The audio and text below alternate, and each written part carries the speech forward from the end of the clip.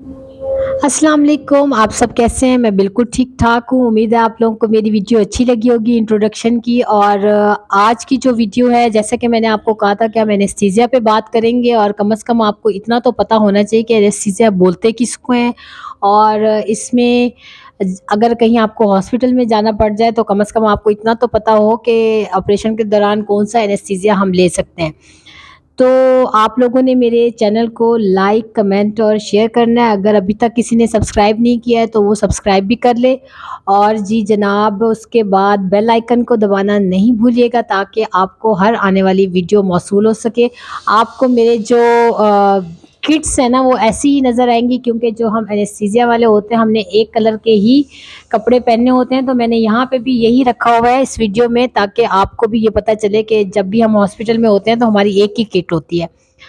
चलिए जी एनेस्थीसिया पे बात कर लेते हैं। एनेस्थीसिया होता क्या है? एनेस्थीसिया हम मस्नूई बेहोशी को बोलते हैं और मस्नूई बेहोशी को बोलने का मकसद कि आप लोगों ने डॉक्टर्स ने दवाइयों के ज़रिए पेशेंट का जो कॉन्शियसनेस होता है वो कंट्रोल किया होता है। टेम्परेरी मीन्स कि आर्ज़ी तौर पे उसका सेंसरी लॉस हुआ होता है कि उसको कुछ महसूस नहीं हो रहा होता, वो एक किस्म की कोमा की सूरत हाल में होता है और जब ऑपरेशन हो जाता है तो उसके बाद उसको मेडिसिन ही देकर उसको बेहोशी से जगाया जाता है।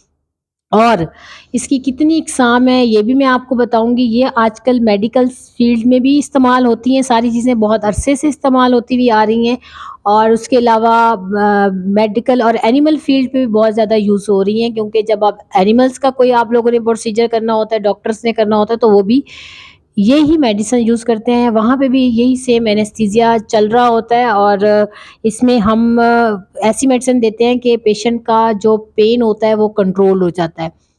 एक ये हो गया तो इसकी हमने इकसाम भी देख लेनी है कि 4 से 5 हैं जो मोटी-मोटी बातें मैं आपको बताऊँगी क्योंकि मैं भी जब कहीं जाती हूँ तो अगर मुझसे कोई पूछता है कि आपकी स्पेशलाइज़ेशन किसमें है?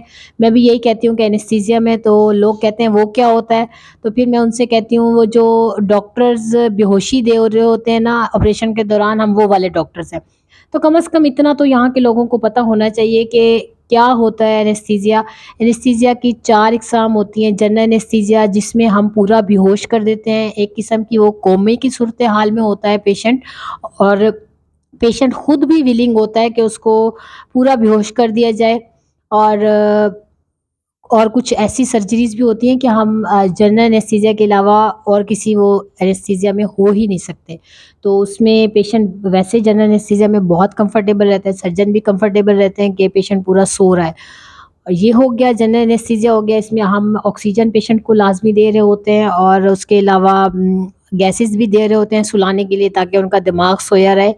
नाइट्रस ऑक्साइड भी इस्तेमाल कर रहे हैं और आइसोफ्लोरेन ये इसकी जो सारी फैमिली है वो मैं आगे-आगे चल के आप लोगों के साथ शेयर करूँगी, वो सारा कुछ इसमें इस्तेमाल हो रहा है।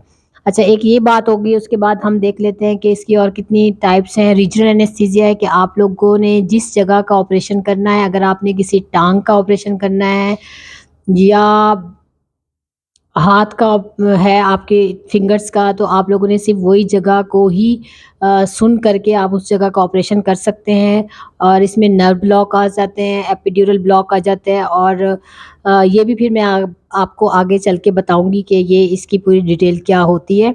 और अगर जैसे टाँग का ऑपरेशन करें तो आप लोगों ने सिर्फ़ नीचे वाला धड़ हम लोगों ने सुन किया, उसके अलावा हम कुछ भी सुन नहीं करेंगे। पेशेंट जाग रहा होता है, अगर ऑक्सीजन की ज़रूरत पड़ जाए तो हम उसको ऑक्सीजन दे देते हैं। थर्ड जो है वो लोकल एनेस्थीसिया है। लोकल एनेस्थीसिया मीन्स कि अगर यहाँ फिंगर पे आपको स्टिचेस लगाने पड़ गए हैं, अगर बच्चों के यहाँ पे अक्सर गिर जाते हैं, कट लग जाते हैं, यहाँ पे स्टिचेस लगाने पड़ जाए, यहाँ पे कोई वुंड इतना बड़ा है, इतना बड़ा ज़ख्म है कि उसकी सफाई करनी पड़ जाती है, तो उसके इर्द-गिर्द हम लोकल एनेस्थीसिया उसी जगह को सिर्फ़ उसी जगह को हम जो है वो एनेस्थीसिया से सुन करके फिर हम उसको फर्दर अपना प्रोसीजर कर लेते हैं। एक ये हो गया, नेक्स्ट जो है वो सेडेशन है, इसमें सिर्फ़ आप सोने के लिए आपके दिमाग को सुलाने के लिए थोड़ी-सी मेडिसिन देते हैं, बाकी कंट्रोल कर रहे होते हैं, कभी पेशेंट जाग जाता है, कभी सो जाता है, कभी जाग जाता है और उसमें भी आप ऑक्सीजन के साथ अगर आपको ज़रूरत पड़े तो आप गैसेज़ का इस्तेमाल कर सकते हैं, नाइट्रस ऑक्साइड का भी इस्तेमाल कर सकते हैं और आइसोफ्लोरेन वगैरह का भी इस्तेमाल कर सकते हैं। ये 4 चीज़ें हो गई हैं मेन जो मैंने आपको बता दी हैं। कम से कम इतना पता होना चाहिए कि एनेस्थीसिया क्या होता है और हम क्यों यूज़ करते हैं। अगर आप कोई फीमेल ऐसी हैं जो उसको पता नहीं है कि हम ने कौन-सा एनेस्थीसिया लेना है ड्यूरिंग सर्जरी, तो इतना पता चल जाएगा। और बहुत सारी फीमेल्स कन्फ्यूज़ होती हैं कि हम सी सेक्शन के दौरान कौन-सा एनेस्थीसिया लें। तो इंशाल्लाह नेक्स्ट वीडियो मैं इस पर भी बनाऊँगी कि लोग स्पाइनल एनेस्थीसिया से इतना क्यों डरते हैं। ख़ास तौर पे फीमेल्स बहुत डरती हैं कि हमने अगर कमर में टीका लगवा लिया तो हमारी कमर में सारी ज़िंदगी दर्द रहेगा, तो ऐसा कुछ भी नहीं होता। इंशाल्लाह मैं कुछ फ़ायदे भी आपको बताऊँगी, कुछ नुकसानात भी बताऊँगी, लेकिन आप लोगों ने वीडियोज़ को लाइक भी करना है, शेयर भी करना है, कमेंट भी करना है। तो इंशाल्लाह हम नेक्स्ट वीडियो में मिलते हैं आपसे। आप लोगों ने अपना बहुत ज़्यादा ख़्याल रखना है और दुआ में याद रखना है। अल्लाह हाफ़िज़।